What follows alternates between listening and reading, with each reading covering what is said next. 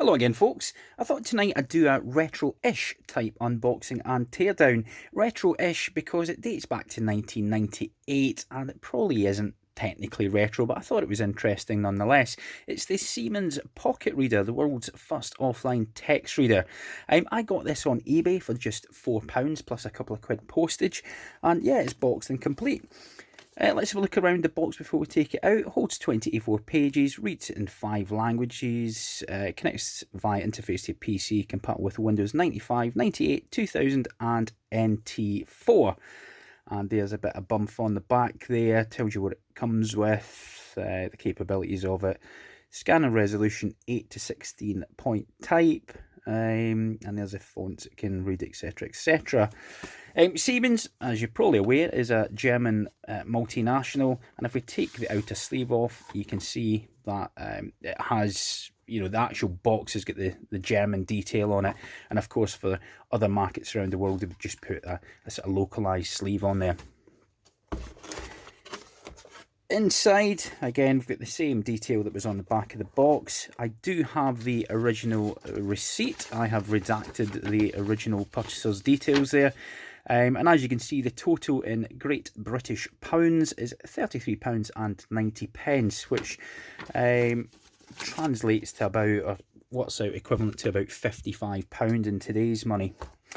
Inside the box we get the serial cable, so it's a 9-pin serial connection to a 2.5mm stereo plug, and that's going to plug into the back and allow us to download the text we've recorded.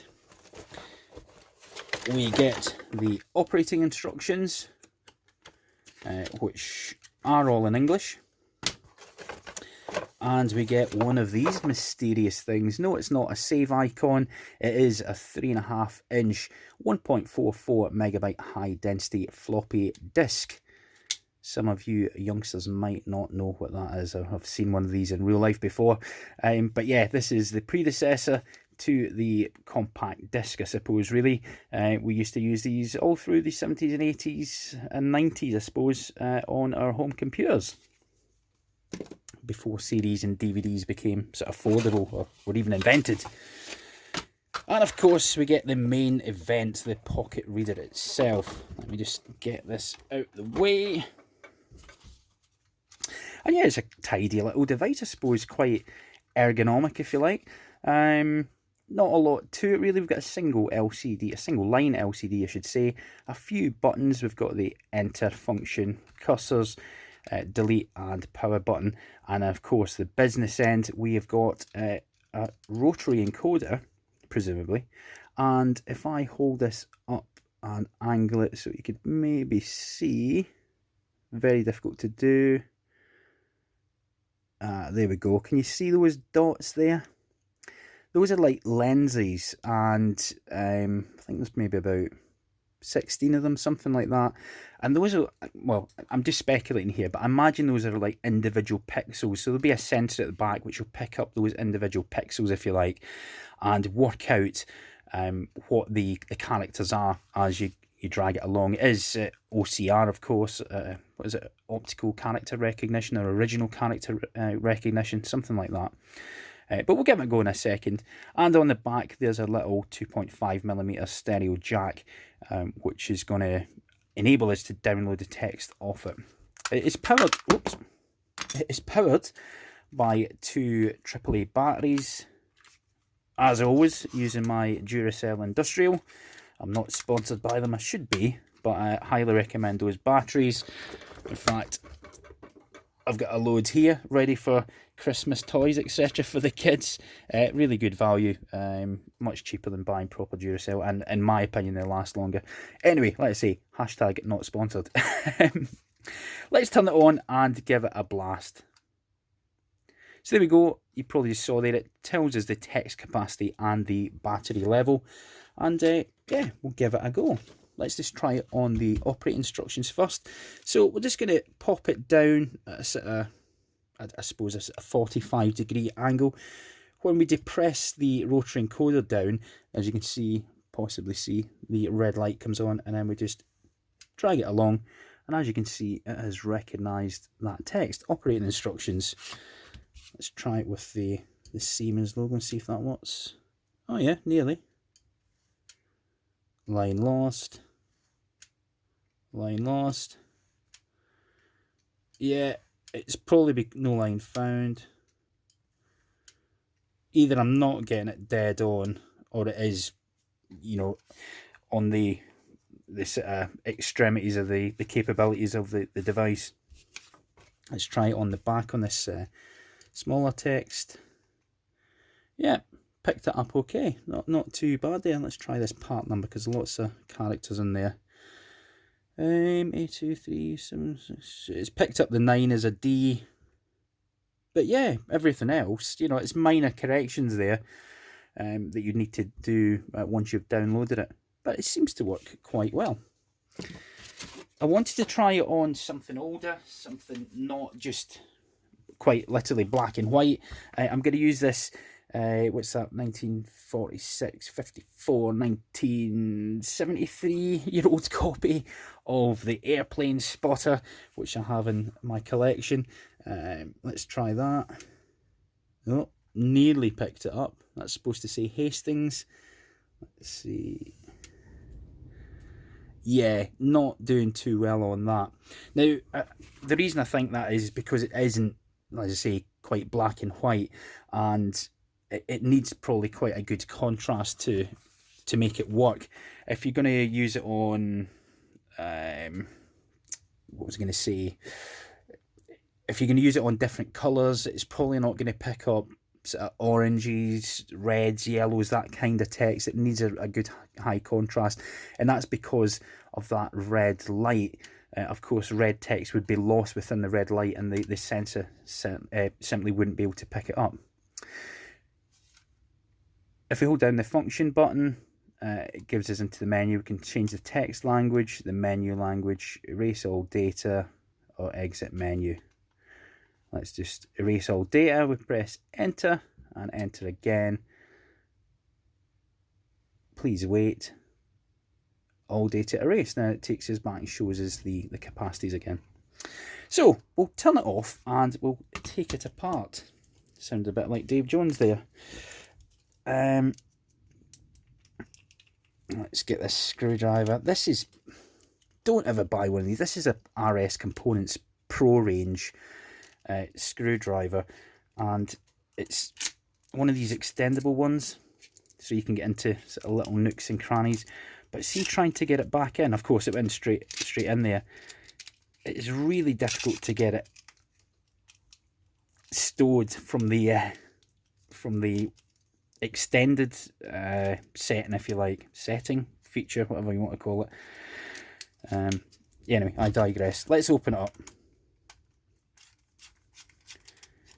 So if you're into rubbishy electronic videos and teardowns, consider subscribing if you haven't already done so.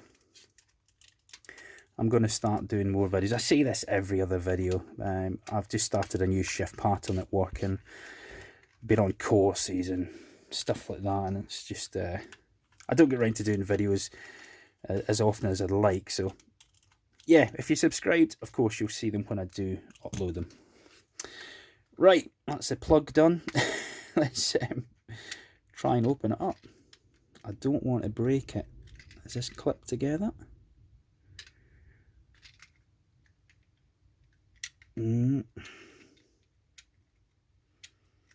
Oh, there we go. Right. Okay. So let me get a pointy thing. There's a pointy thing. Okay, so we've got these small sort of tactile switches. They're just carbon sort of membrane switches onto the little gold contacts. There's our serial output there. What have we got here? That looks like some sort of inductor. Presumably some sort of memory. And could that be serial? Might be serial, I'm not sure. We've got the sensor in here. We've got 8 contacts, 8 sort of dual inline package. I'm not going to take that off, I don't think. Does the whole board lift out? Let's turn it on first. Okay, so when we press, it is a rotary encoder. You could probably just make out there the gearing system, and then this part here is the encoder, which of course is going to have a little sort of IR beam within this package here, which is going to work out from the speed of the light turning on and off as it passes through those little fingers, if you like, on that disc. It's going to work out the speed, and obviously doing its magic, work out what text it's detecting, and you know, you know what I'm trying to say. Yeah. So yeah, when we depress that, it depresses this little micro switch here, as you can see, and that turns on the sensor. But other than that, there's not a lot to it. So let's, is it clipped in? I'll tell you what, I'll take the batteries out. That might help first.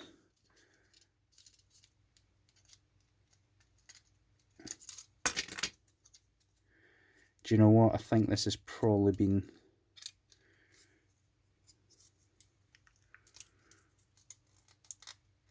I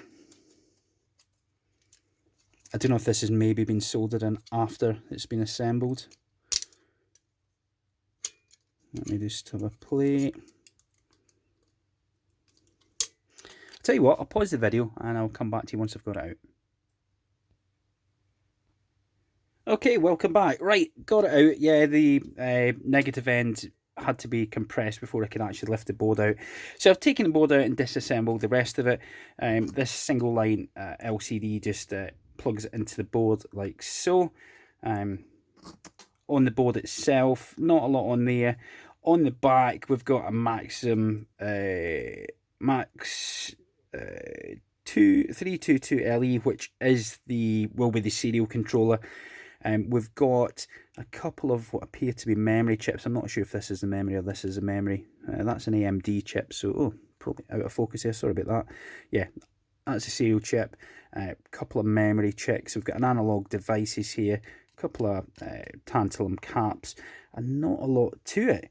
I did, however, strip down the optical sensor, which I thought would probably be the interesting part. And yeah, we've got this rather interesting little, it's almost like a light pipe. You can see through there. Let me see if I put that behind there. You know, that's just basically it's an optical zebra strip, if you like. You know, the kind of zebra strips you get for LCDs. It's basically an optical version of that. So whatever's under whatever lens will be transmitted into the sensor, which is here. And it just looks like a little, well, it's a dual line package. Pretty much exactly the same sort of size as like a 555 timer or something like that, exactly the same, but it's in a transparent case. And as you can see, there is a strip there, a little sensor, and that's what's basically going to pick up the individual pixels that have been transmitted through that light pipe. These 2-3mm LEDs are the red light that's going to illuminate the text that you're actually scanning. So there we go. Sorry, there is a optical encoder, and that of course just interfaces here with the transmit and receiver up in the top left hand corner there. So yeah, yeah, that's pretty much it. Hopefully you found that a little bit interesting, something different that you might not have seen before. If you did, of course, give me a thumbs up. If you thought it was a load of rubbish, give me the thumbs down. If you haven't already done so and you'd like to consider doing so, click on my fat head down here to subscribe. And as always, until next time, take care of yourselves and all the best.